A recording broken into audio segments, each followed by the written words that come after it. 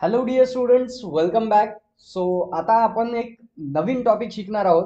जसं की बघा, आतापर्यंत आपण क्वाड्रॅटिक इक्वेशन सोडवत आलो आहोत. क्वाड्रॅटिक इक्वेशन आपण कसे सोडवले की एक इक्वेशन दिलेलं आहे, त्या इक्वेशन वरून आपण सॉल्व्ह करत करत त्याला रूट फाइंड केलेत त्याचे, म्हणजे एक्स ची व्हॅल्यू फाइंड आउट केली. आता आपल्याला थोडं डिफरंट करायचंय. आता आपल्याला हे शिकायचंय की आपल्याला जर रूट दिलेले असतील तर रूट पासून क्वाड्रॅटिक इक्वेशन कसं बनवायचं. सपोज करू आपण, आता आपल्याला एक रूट दिलेले आहेत, अल्फा आणि बीटा. अल्फा अँड बीटा हे दोन समजा आपल्याला रूट दिलेले आहेत. ठीक आहे, अल्फा बीटा ह्या एक टर्म्स घेतलेल्या आहेत, आपण व्हॅल्यूज घेतलेल्या आहेत. आणि ह्या व्हॅल्यू कोणाच्या आहेत, तर ह्या रूटच्या व्हॅल्यू आहे. रूट कोण असतो आपला क्वाड्रॅटिक इक्वेशन मधला, एक्स. म्हणून आपण इथे म्हणू की एक्स इक्वल टू अल्फा और एक्स इक्वल टू बीटा. असे आपल्याला दोन रूट्स मिळत असतात. म्हणून आपण याला कन्सिडर केलं की अल्फा आणि बीटा हे दोन काय आहेत, आपले क्वाड्रॅटिक इक्वेशनचे रूट्स आहेत, म्हणजेच एक्सच्या ह्या व्हॅल्यूज आहेत. राईट, इतकं समजलं. आता या दोन रूट्स पासून आपल्याला एक इक्वेशन तयार करायचंय. मग आता तुम्हाला क्वेश्चन असे दिलेले असतील, दोन रूट दिलेले असतील, दोन व्हॅल्यू दिले असतील, त्यापासून तुम्हाला म्हटलेलं आहे की एक इक्वेशन तयार करा, क्वाड्रॅटिक इक्वेशन. मग आता ते कसं करायचं, तर चला याला सॉल्व्ह करून बघू, त्यानंतर तुम्हाला कळेल. आता बघा, एक्स इक्वल टू अल्फा और एक्स इक्वल टू बीटा दोन आपल्याला दिलेले आहेत. आता त्यानंतरची स्टेप काय असते बघा. आता अल्फा जर आपण या साईडला नेला तर x minus alpha equal to zero, याला आपण असं लिहू शकतो. आणि बीटाला पण तसंच लिहू शकतो, और x minus beta equal to zero. Right, इतकं तर लक्षात आलं तुमच्या. आता याला अजून काय करू शकतो आपण बघा, दोन्हीची व्हॅल्यू झिरो आहे. X minus alpha equal to zero, x minus beta equal to zero. आता दोन्ही जर झिरो असतील तर याला आपण असंही लिहू शकतो, x minus alpha multiply by x minus beta equal to zero. आहे ना. आपण नाही का क्वाड्रॅटिक इक्वेशन मध्ये असं आलं की आपण काय करतो, एक तर ही टर्म म्हणजे झिरो किंवा ही टर्म म्हणजे झिरो. है ना, ही झाली की आपण ही टर्म लिहत असतो. आता आपण याला उलट सॉल्व्ह करत चाललो, कारण आपल्याला रूट दिलेलं आहे. रूट पासून क्वाड्रॅटिक इक्वेशन पर्यंत जायचंय. आणि नेहमी आपण काय करतो, इक्वेशन पासून रूट पर्यंत जातो. आता हे त्याचं उलट्या स्टेप चालायचं खाली. आता बघा, असं असल्यावर काय करतो आपण, या ब्रॅकेटने ब्रॅकेटला मल्टिप्लाय करतो. मग करा इथे आता एक्स इंटू एक्स. बघा इथे इक्वेशन काय बनते, एक्स स्क्वेअर. त्यानंतर एक्स इंटू बीटा म्हणजे मायनस एक्स बीटा. तसंच अल्फा इंटू एक्स, आता इथे मायनस अल्फा एक्स किंवा एक्स अल्फा म्हणा, काही फरक नाही पडत.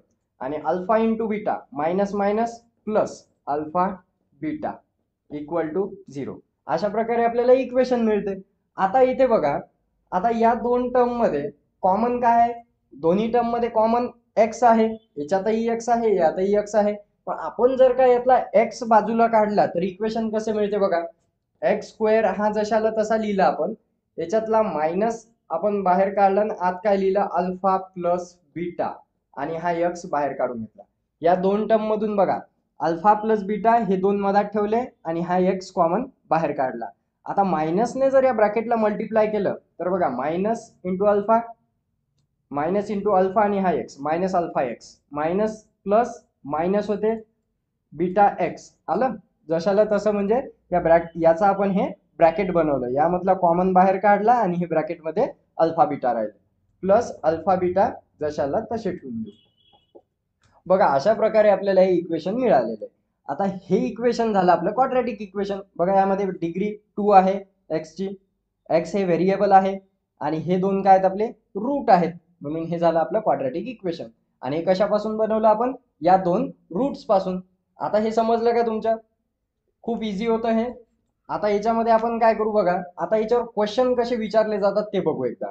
सर्वात अगोदर हे झालं आपलं मेन क्वाड्रॅटिक इक्वेशन. यामध्ये अल्फा आणि बीटा हे काय झाले, आपले रूट झाले.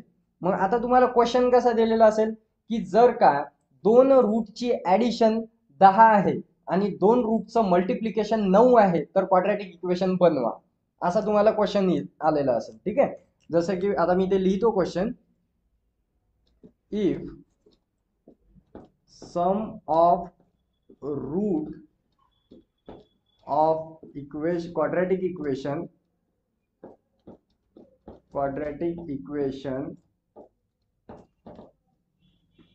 is 10 and their product, आता their product म्हणजे गुणाकार, their product is 9, then right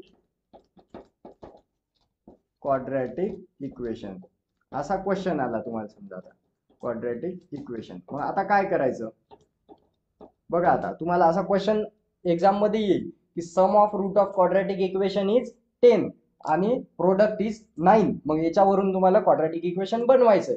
आता ते कसं बनवणार, आता सम ऑफ म्हणलंय बघा, इथे वाचायचं सम ऑफ रूटची सम, आणि आपल्याला माहिती आहे रूट कोण आहेत, अल्फा आणि बीटा, म्हणजे रूटची सम म्हणजे alpha plus beta is equal to काय 10 आहे सांगितलं त्यांनी. Sum of root of quadratic equation is 10 and their product. आता देअर म्हणजे कोणाचा, अल्फा आणि बीटाचा प्रोडक्ट. काय प्रोडक्ट म्हणजे गुणाकार, गुणाकार आहे 9, म्हणजे alpha into beta is equal to 9. एवढं लिहू ना, एवढं आलं लक्षात. एवढं लिहून घेतल्यानंतर आता हे याची व्हॅल्यू 10 आणि याची व्हॅल्यू 9.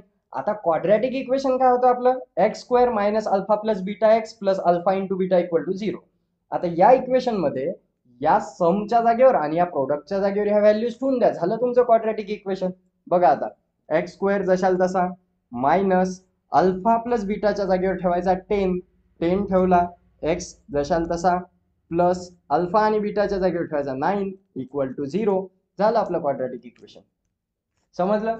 सिम्पली आपण या दोन व्हॅल्यूज पासून हे इक्वेशन बनवलं. मग तुम्हाला अशा व्हॅल्यूज दिलेल्या असतील तर तुम्हाला यासाठी लक्षात काय पाहिजे, फक्त इक्वेशन लक्षात पाहिजे. आपलं quadratic equation x square minus alpha plus beta x plus alpha beta equal to 0. एवढं जर लक्षात असलं तर तुम्हाला हे सॉल्व्ह करता येते. असंच जर का तुम्हाला म्हटलं दोन याची सम जर का तुम्हाला दिलेली आहे, alpha plus beta equal to -12 आणि अल्फा बीटा इक्वल टू -3 असं जर दिलं तर आता याच्यापासून इक्वेशन बनवा.